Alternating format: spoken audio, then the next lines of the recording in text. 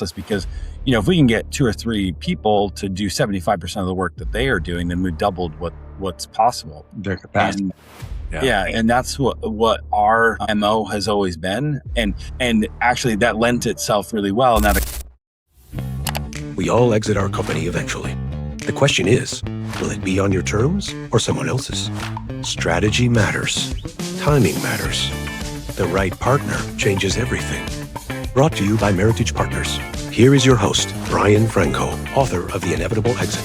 This is the M&A Guy podcast. Great technology doesn't sell itself. I've watched brilliant founders build incredible products and then completely stall out. Not because the innovation wasn't real, but because there was no system behind it, turning interest into revenue. I'm Brian Franco, founder and CEO of Meritage Partners, and of course, your host here on the M&A Guy podcast, where we help founders turn chaos into clarity and preparation into leverage. Today's guest has spent, I believe, over 2 decades. We'll hear more from him in just a moment, helping technical innovation-driven companies fix exactly that problem. Justin Starbird, welcome to the podcast. Good to have you on. Yeah, man, Brian, I really appreciate it. Thank you so much. Almost two decades. Yeah, but I'm getting up there, man. The gray's really... The great oh my. I mean, I got it too. So I remember early in my career, because I was young. I mean, when I founded the firm, I was 20. I just turned 26, and managing multi, tens of millions of dollars transactions to a client who was in their 60s, and so I didn't have the gray hair. One of my early partners did. He's since retired, but I always wanted gray hair, and now I just want nothing but my original hair. The same, actually. That was what precipitated the beard. Was I needed to look older in those boardrooms. I early on in my career, I was fortunate enough to have a seat at a lot of board tables and a mentor that brought me in early. I think I was even 20. I was still in college. Awesome. And it actually helped me be able to read people in a room. And my job was just taking notes and watching. And he was more theatrical, we'll say, when he was negotiating or working on terms. And very much, 80s sort of, he was I don't know, 30 years older than I was. So, he had already kind of come up through his career, and we had just hit it off when I was younger. And so I was fortunate enough to have him allow me to see what was really happening, learn how to read people. And actually that was where I got the name of the company. His last name was Aebli. And oh, wow. He unfortunately passed of cancer a little bit after that. So 2008 or so. And I named both my daughters, 16 and 14 today, but their middle name is Aebli. And so when, like you, I had a couple of fits and starts to with companies that I was starting that didn't hit off right away. And so one day I woke up and I had a business partner, and I didn't have any money in the account. He had taken it. So I no longer had a business partner and had to pivot, and I was trying to think of a name. So Aebli kept coming to me because it meant, it was the girls, an ode to what he had taught me. So that was where the Aebli Group was born. We affectionately call ourselves the tag team. So I've been at this in its current form. We're going to be 12 next month, actually. But like you mentioned, really in the game for a lot longer. Yeah, it's awesome. And what a great way to carry on that legacy. That's a great story that you get to talk about every time you say that. Yeah.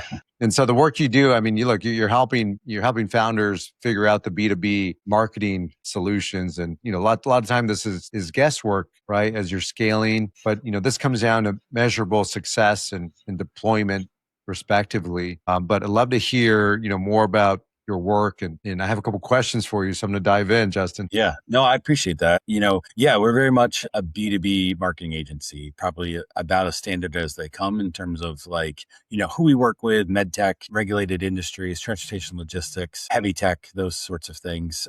And that's really been our calling card for a long time. In fact, up until about 18 months ago, we've made a pretty stark pivot, however. So that's still a pretty significant part of our business in terms of, agency work and helping with creating websites and content and campaigns as well as strategy. But recently we've also pivoted into regulated crowdfunding. So Reg CF, even Reg D raises. Reg D. And actually that transpired because of the M&A market of 2019, 20, and 21, where it was so hot. We had several of our clients be bought or sold. I think we went through 9 transactions in less than 3 years, one of which started at $100 million and was rolled up 3 times in 18 months and ended over $1 billion when amazing. yeah. And we were part of every one of those. So that was really interesting to be able to reframe those stories. We'd worked with our founders and leaders of the companies that our clients are. And really at the time, not realizing that the systems and processes that we were creating would lend themselves to, back to your point in the opening, what the investors are underwriting, which is predictable income. And so one of the things, in my opinion, that those rainmaker CEOs or leaders of companies forget is that they don't want to keep going after the sell, right? They want to be able to land on the beach or go skiing all the time. And so we have to help them, take back the reins a little bit or give the reins elsewhere and trust the system or process. Because, if we can get 2 or 3 people to do 75% of the work that they are doing, then we've doubled what's possible. Their capacity. And that's what our MO has always been. And actually that lent itself really well in that experience to also help on the startup side with founders that are looking for their first investments, because now it's a little bit of a more risk. But if you build the process or system properly, then it helps de-risk those investments. And then that's right.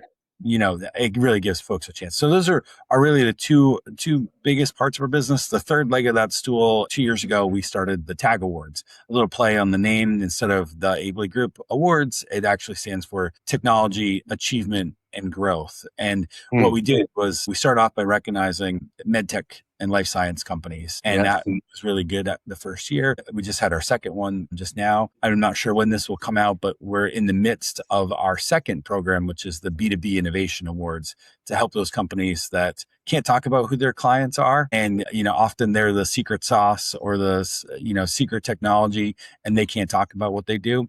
So this gives them that platform to be recognized and honored for the work that they're doing. So the Aebli Group, we've really evolved. And I'd say the last 2 years has been, some of our biggest shifts since the onset. But you hit on a lot of good things there. And thanks for describing your focus and what you've been up to. And, what you've described to me is really what I think about as the innovation trap for a lot of, founders. And you obviously worked with a lot of brilliant founders. What have you found that in terms of a blind spot that you see most often, when it comes to how they think about their growth? What's a blind spot that you typically identify for these brilliant founders in the variety of these industries? Candidly, it's that they can't do it all themselves.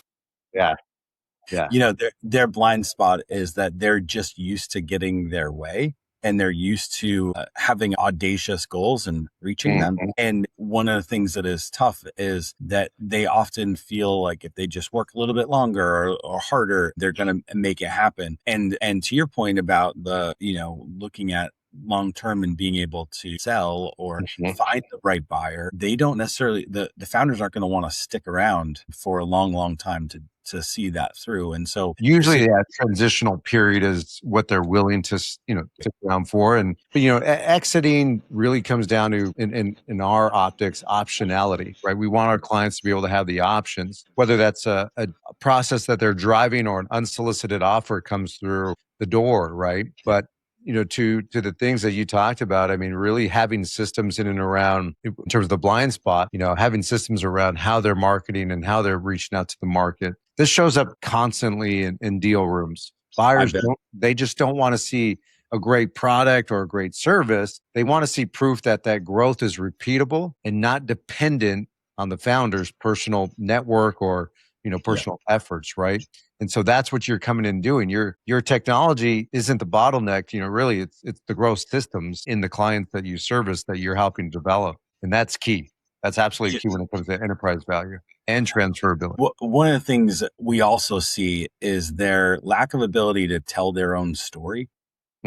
Right. So And you probably see this a lot, especially in manufacturers, where they have a GM on the floor or a manager on the floor that really is one that solves the problem. There might be a sale, but then they've got to figure out how to actually do the work. Yeah. And generally, a lot of those companies have that person, male or female.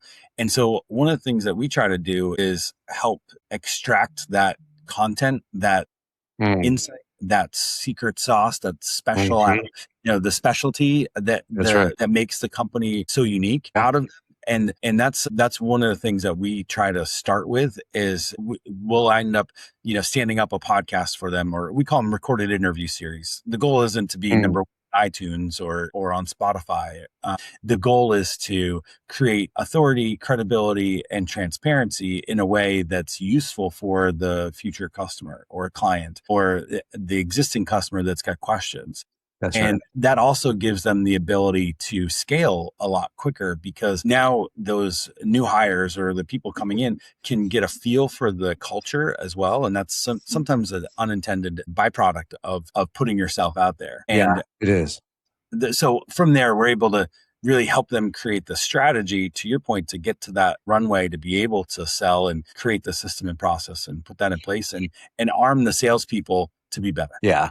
Being scalable and repeatable, it isn't just nice to have. It feels great, don't get me wrong, but it's what makes your growth defensible in a deal and in these deal rooms, because we're constantly telling founders the same thing, that their financial and operational practices, buyers are paying premiums for predictability. And when you could create a system and an outreach campaign that's structured in and around, repeatability and scalability, that's really where the rubber meets the road. And so I love hearing that. I love seeing that. No reason, it's no surprise, I should say, that 9 of your clients have experienced some sort of exit or liquidity event over the last 3 years. Yeah. You're really equipping them to have those options and to pursue those opportunities. So kudos to you. Well, I appreciate that. It also took the foresight of the founder to recognize that they had some blind spots and areas of opportunity. There was one, it was a company called AirMed. They ended up selling to Trelliborg, which is a multinational med device company. And one of the things that was so interesting, to your point about the premium of a company, and they'll pay the higher premium, not just for the predictable revenue, but in markets that are difficult to get access to. So they did a lot of device work. So manufacturing devices, and it was some custom manufacturing, but a lot of it was, creating the right molds for the product. And so there's not a lot of competitors in that space, especially that can do that for medtech, which has higher, standards, clean rooms, things you have to worry about in that respect. And so when they went out to look for a buyer, they had fortunate to get into a little bit of a bidding war with some of these, because they had a good lead mechanism, a lead attraction and then conversion mechanism, which is what we helped with, but also that authority with the podcast that was a lot easier to defend, because they put all the information out there, and we're still, I feel like that's always a concern of a founder or an executive, is that if we tell people about what we do, other people will copy it. And the truth is that generally it can't be copied because of the mix of components that you have created. That's right. And so what we try to help them do is we're not giving away the secret sauce, but we're also making it more clear as to how work gets done. And often that's, especially in medtech or some of these regulated industries, if there's a sale, somebody still wants to shake hands and make sure that if something goes wrong, there's somebody to talk to. That's right.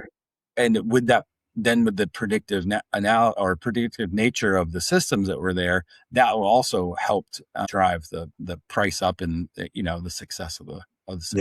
Yeah, because your approach when it comes to storytelling, and you're absolutely right. You see, we had those same questions for ourselves at one point, right? And so we see and we hear things that I say or we say regurgitated out there, and it's a compliment, right? Because we in our industry we find there's a lot of what are now consultants consulting people on how to prepare their business for an exit. What you find out is a lot of these individuals, they sold one company and that was their company, right? And so they had this isolated circumstance and scenario, which is great, but it doesn't give you the ability to approach in a market in a way that you can help all companies in all industries, right?